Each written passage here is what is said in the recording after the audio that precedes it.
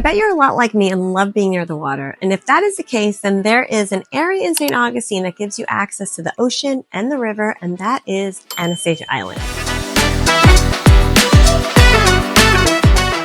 So, where is Anastasia Island? Well, it's the barrier island located just across the Matanzas River from downtown St. Augustine on Florida's northeast coast. Now, it is a beautiful place to live and visit in St. Augustine, but of course, no place is perfect. So today I'm going to dive into everything you need to know about the island. I'll share some of the best things to do on the island, the pros and cons of living here, and what you can expect if you decide to move there. Hey everyone, Kim Devlin with your key to St. Augustine. I always say there are pros and cons to anywhere you live. So I want to make sure you know what those are so you can make an educated decision for yourself. And today we are going to dive into Anastasia Island, which features a variety of beautiful neighborhoods and stunning beaches like St. Augustine Beach, Butler Beach, and Crescent Beach. This island stretches approximately 14 miles in length, and it is separated from the mainland by the Matanzas River. Let's first start with a few of the pros of living on the island, because there are a lot of things to do here, and a huge pro to living on the island, of course, are the beaches. You've got Anastasia State Park, which offers pristine beaches, hiking trails, and camping.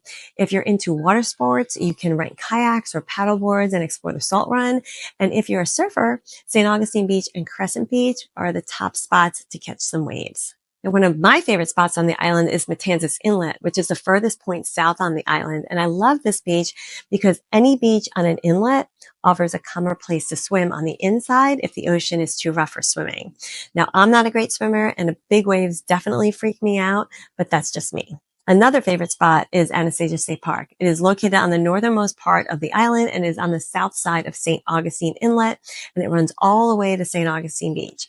It's a fantastic spot to go to the beach, birdwatch, and enjoy the nature trails that wind through the maritime hammocks. Living close to this park is a huge plus. You can get an annual pass for $60 and a family pass for $120, giving you unlimited access packed with activities from enjoying the beach to kayaking to fishing to camping. And it's great for a day out with the family since there are bathrooms, showers, and concessions.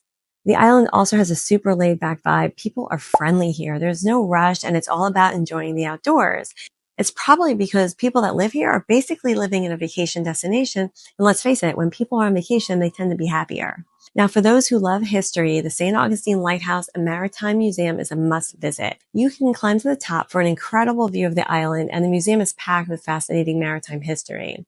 The St. Augustine Amphitheater is on the island and hosts some amazing concerts and local events, and the farmers market on Saturdays is always a great way to grab some fresh produce or local crafts. If you love playing pickleball or tennis, Ron Parker Park is nearby, and that's a fantastic spot to play.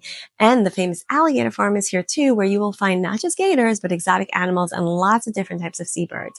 And if you've never been there, watch this video right here. Another cool thing about being on the island is you can drive on the beaches there. So if you have a 4x4 vehicle, one of the best investments you can make is an annual beach drive-on pass. For St. Johns County residents, the cost is only $50 per year.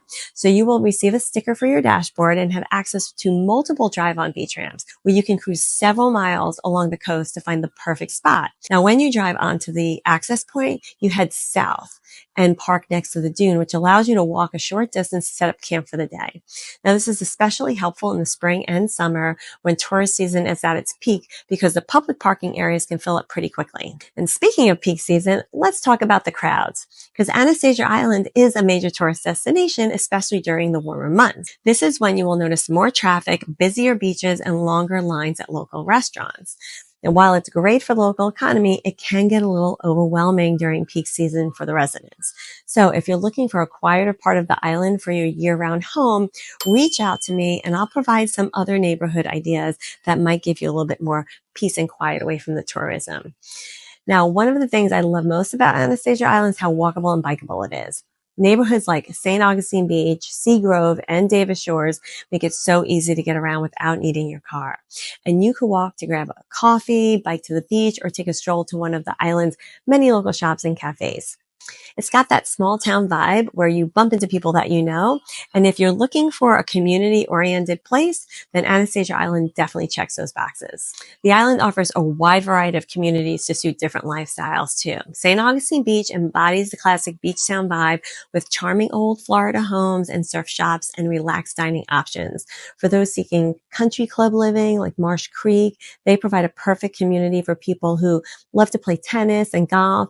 And if you like luxury oceanfront living, then Sea Colony offers some stunning homes right by the water. Now, beyond these, the island features a diverse range of neighborhoods and plenty of condo options as well. And home prices will vary widely depending on the area. So if you'd like a personalized recommendation to match your budget, just give me a call, and don't forget to download my free relocation guide. It's linked in the description below. Now, another fantastic neighborhood on the island located closer to downtown is Lighthouse Park.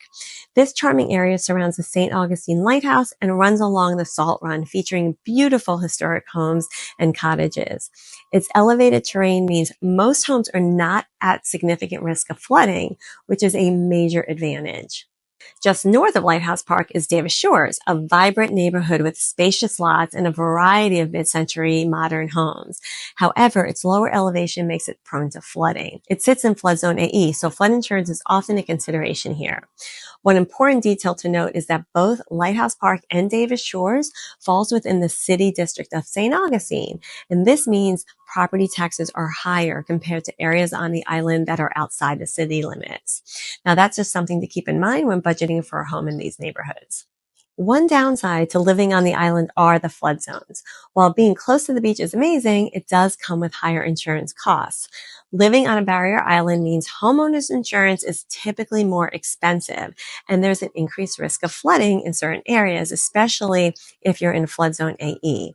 Now, I'm not an insurance broker, so I can't quote exact numbers, but I can share what my clients typically pay. If they're not in a flood zone, and that would be flood zone X, but still want flood insurance, they are generally looking at a minimum of $1,000 a year for flood in addition to their regular homeowners insurance.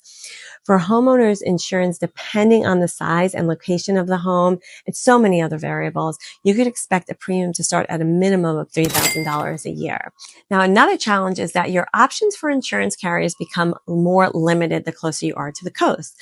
However, for many people, the lifestyle and the incredible access to the beach far outweighs these costs.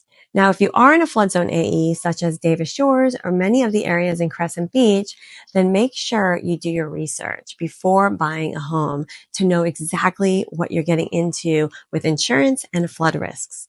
For more information on flood zones, I'll share a video at the end of this one and in the description below.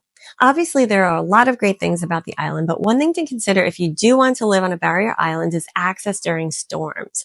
When big storms are predicted, like hurricanes or even tropical storms, this area is considered an evacuation zone. There's a good chance that the bridges will close when the winds reach 40 miles per hour, making it difficult to get on or off the island. So it's important to keep that in mind if you're considering living here full time. The access points to the island are the Bridge of Lions, which is located north and is a drawbridge, the 312 Bridge, which is located central on the island, and the 206 Bridge, which gives you the access to the southern part of the island and to Crescent Beach, and is also a drawbridge. So, you might be wondering, is living on Anastasia Island worth it? Absolutely. If you love the beach, enjoy a laid-back lifestyle, and want a walkable, bikeable community, it's a perfect place to live, and some would call it paradise. But like anywhere, there are trade-offs. Higher insurance costs, potential flood risks, and some storm-related access issues. Plus, the tourist crowds can be a love it or hate it kind of thing. Now, of course, there's plenty of high and dry areas on the island to live. So if you'd like more information on those types of neighborhoods, just give me a call and I'm happy to help you navigate that. For more information on the Anastasia Island market, I'll share a link in the description below.